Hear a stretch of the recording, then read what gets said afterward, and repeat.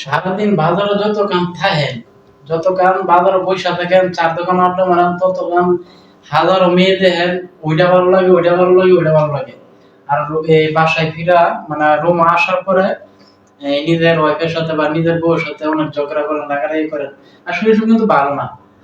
তো আপনি মন থেকে যদি আপনার বউরে ভালোবাসতে জানেন, তাহলে কিন্তু আপনার বউ আপনাকে মন থেকে ভালোবাসবে। আর এই কথাটা কেন বললাম, যে ইদারিং যতগুলা সংসারিক যতগুলা স্বামী স্ত্রী মিল দেখি সব হঠাৎ করে ভাঙ্গা দাও, তখন শেষে গিয়ে শুনি কি যে ওর সাথে ও রিলেশন, আমার ঘরের বউ ভালো না, আর ছেলে দেখছি ওইটা ভালো।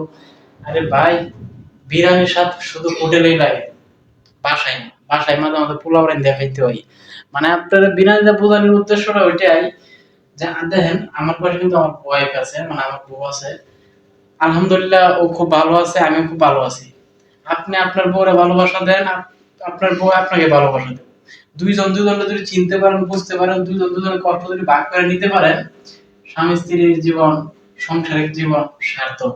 তাইলে আপনারা খুব হ্যাপি থাকবেন। আশা করি বুঝছেন সবাই কথা।